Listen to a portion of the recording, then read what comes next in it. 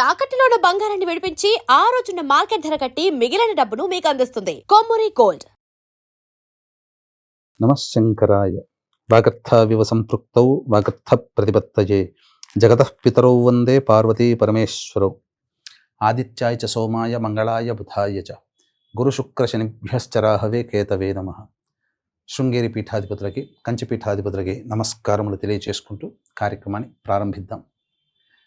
June 22వ తారీఖు రోజు జ్యేష్ఠమాసము, శుక్లపక్షము, అష్టమి తిథి.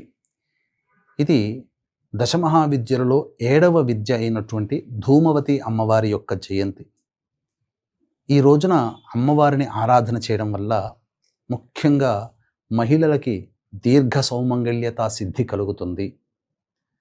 అలాగే నిర్ణయం తీసుకోలేక ఇబ్బంది పడుతున్నటువంటి వాళ్ళు సరైనటువంటి మార్గదర్శకం వాళ్ళకి దొరుకుతుంది. అంటే ఇప్పుడు చదువులో ఉన్నాయి, ఎంపీసీ తీసుకోవాలా, బైపీసీ తీసుకోవాలా, ఉద్యోగాలు 4 కంపెనీలు వస్తాయి, ఏ కంపెనీ మంచిది, ప్రాజెక్టులు ఏం చేస్తే మంచిది, ఇలా ఏదైనా డెసిషన్ తీసుకోలేక ఇబ్బంది పడుతూ ఉంటుంటాం. అటువంటి వాళ్ళకి ఈ అమ్మవారి యొక్క అనుగ్రహంతో డెసిషన్ మేకింగ్ అవుతుంది. అంతేకాకుండా నవగ్రహాలలో గత జన్మ కర్మదోషాల్ని కలగజేసేవాడు కేతువు. ఈ ప్రభావం వలన చెప్పకుండా మనకు పనులు జరుగుతూ ఉంటుంటాయి, చెప్పకుండా ఇబ్బందులు వస్తూ ఉంటుంటాయి. అటువంటి కేతుగ్రహానికి అంతరిక్ష దేవత ఈ ధూమవతి. ఈ ధూమవతి ఆరాధన చేయడం వల్ల కేతుగ్రహ దోషాలు తొలగిపోతాయి, సర్పదోషాలు తొలగిపోతాయి. అంతేకాకుండా ఈ సంబంధించినటువంటి అమ్మవారి ఆరాధన వల్ల సంపద కలుగుతుంది, ఐశ్వర్యం లభిస్తుంది, అలాగే సమస్యలు దూరం అవుతాయి. ఆరోగ్య ప్రదాత కూడా ఈ అమ్మవారు. అంటే అమ్మవారి ఉద్భవించినటువంటి సందర్భంలో 2 రకాలుగా, దక్షయజ్ఞంలో భర్త మాట కాదని వెళ్ళడం వల్ల పరాభావానికి గురైనటువంటి అమ్మవారు తనని తాను దహించుకొని ఉండడం వల్ల ధూమం ఏర్పడుతుంది, పొగ ఏర్పడుతుంది. అదే ధూమవతి అమ్మవారి స్వరూపమని. అలాగే ఇంకొక విధానంలో ఆ యొక్క అమ్మవారు ఒకసారి పరమేశ్వరుణ్ణి అడుగుతుందట, ఏమని, నాకు ఆకలిస్తుంది ఏదన్నా పెట్టు, ఆకలిస్తుంది ఏదన్నా పెట్టు అని. ఆ సందర్భంలో ఈశ్వరుడు కోపగించి అమ్మవారిని మింగేస్తాడట. అలా అమ్మవారు ఇలా కంఠంలో, గరళ కంఠంలో ఉండి ఈ యొక్క నీలి వర్ణంలో ఉండిపోయిందట. అందుకని అమ్మవారు ధూమవతి అలా ఉద్భవించింది అని చెప్పడం జరుగుతుంది.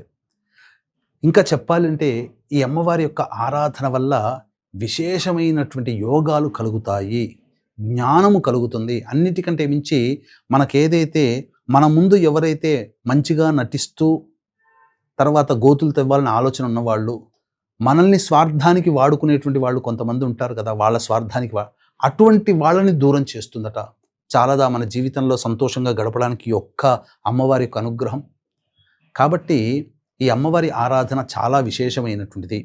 అయితే 10:24 వరకు ఉదయం ఈ యొక్క ఉత్తర నక్షత్రం ఉండి తదనంతరం హస్తా నక్షత్రం వస్తుంది.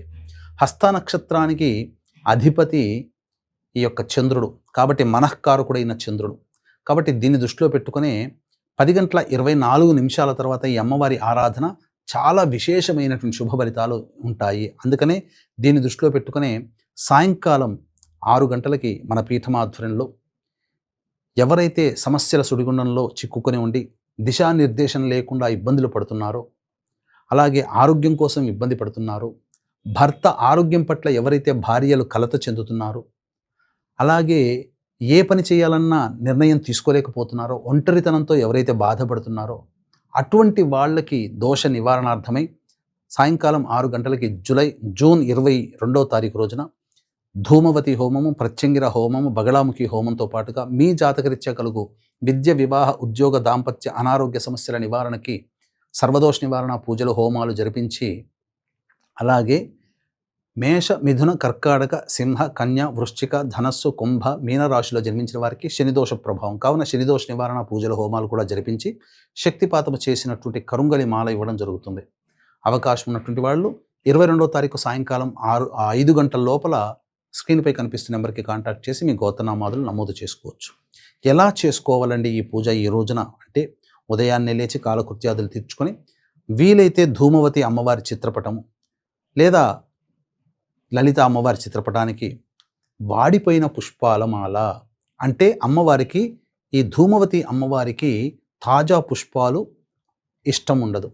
కొద్దిగా వాడినటువంటి పుష్పాల మాల అమ్మవారికి వేసి, తదనంతరం అమ్మవారికి ఆవ నూనెతో దీపారాధన చేసి, చక్కగా ఈ అమ్మవారికి ధూమవతి మూలమంత్రం ఓం ధూమ్ ధూమవత్యై నమః అనే నామాన్ని 1008 సార్లు కానీ 10,000 సార్లు కానీ జపం చేసి, ధూమవతి అష్టోత్తర పూజతో వాడిన పుష్పాలతో అమ్మవారికి పూజ చేసి, తదనంతరం డ్రై ఫ్రూట్స్, నల్ల నువ్వులు అమ్మవారికి ఆరాధన అనగా ఆరాధనలో భాగంగా నైవేద్యం సమర్పించాలి. ఎందుకంటే మామూలు తాజా పండ్ల కంటే డ్రై ఫ్రూట్స్ ఎండిపోయి ఉంటాయి కాబట్టి ఆ విధంగా అమ్మవారికి ఇష్టం. ఈ అమ్మవారి రూపం ఎలా ఉంటుందట, చింపిరి జుట్టుతో ఉండి, ముసలి రూపముతో ఉండి, నుదుటిన బొట్టు కూడా లేకుండా తెల్లటి వస్త్రాలు ధరించి, ఒక చేతిలో చాట పట్టుకొని, రథం మీద కూర్చొని, గుర్రం లేని రథం మీద కూర్చొని వికృతాకారముతో శ్మశానము గుండా వెళుతూ వస్తుందట. కాకి వాహనమట ఈ అమ్మవారికి.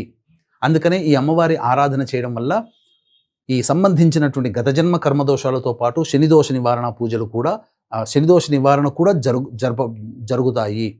ఈ విధంగా మనిషి కర్మబంధాల నుంచి విముక్తి అవుతాడు. ఈ అమ్మవారికి విశేషముగా ఈ యొక్క అర్చనాది కార్యక్రమాలు జరిపించిన తరువాత కాకులకి ఏదైనా తినే పదార్థాలు పెట్టాలి ప్రాణులలో. ఇక ఇంటికి దగ్గరలో కానీ ఎవరైనా కానీ వృద్ధ వితంతు మహిళ, అంటే వృద్ధ వితంతు అంటే 60 సంవత్సరాలు దాటినటువంటి మహిళకి ఈ సంబంధించినటువంటి ఏదైనా కానీ వస్త్రము, అలాగే ఆమె తీసుకొని ఉపయోగించుకునేటువంటి వస్తువులు భోజనం పెట్టి ఆ వృద్ధ వితంతు మహిళకి దానము చేయాలి. ఈ విధంగా ఎవరైతే చేస్తారో ధూమవతి యొక్క అనుగ్రహాన్ని పొందిన వాళ్ళు అవుతారు. ఈ ధూమవతి యొక్క అనుగ్రహాన్ని పొందిన దారభ్యత, మీకున్నటువంటి సమస్యలు అన్నీ కూడా చకచక చకచక చకచక తొలగిపోతాయి. అందరూ కూడా ఆనందంగా ఉంటారు. గృహం కొనుక్కోవాలి, అలాగే లోన్లు శాంక్షన్ అయ్యి ఇంట్లోకి ప్రవేశించాలనుకునే వాళ్ళకి ఈ జూన్ 22వ తారీఖు అద్భుతమైనటువంటి రోజుగా చెప్పబడి ఉంది. కాబట్టి జాగ్రత్తగా అందరూ కూడా చెప్పిన విధముగా ఆచరించి తరించి మీ ఆనందాన్ని మాతో పంచుకుంటారని కోరుకోవడం జరుగుతుంది. అలాగే అవకాశం ఉంటే జూన్ 22వ తారీఖు రోజున సాయంకాలం 6 గంటలకి మన పీఠం ఆధ్వర్యంలో జరిగే ధూమవతి, ప్రత్యంగిర, బగళాముఖి హోమాలతో పాటు సర్వదోష నివారణ పూజల హోమాల్లో కూడా మీ గోత్రనామాదులు స్క్రీన్పై కనిపిస్తున్న నెంబర్కి సాయంకాలం 5 గంటల లోపల నమోదు చేసుకోవచ్చు. సర్వం శ్రీ ఉమామహేశ్వర పరబ్రహ్మార్పణమస్తు.